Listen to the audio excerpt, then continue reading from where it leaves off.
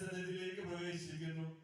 എളിമയോടും ഹൃദയവിശുദ്ധിയോടും കൂടെ പാപപരിഹാരത്തിന്റെയും കൃതജ്ഞതയുടെയും പരിക്രമം ചെയ്യുവാൻ ഞങ്ങളെ ശക്തരാക്കണമേ. ഞങ്ങളുടെ പ്രാർത്ഥനാ നിയോഗങ്ങൾ സ്വീകരിച്ച് ഞങ്ങളെയും ഞങ്ങളുടെ കുടുംബങ്ങളെയും ഈ സമൂഹം മുഴുവനെയും പൗത്രീക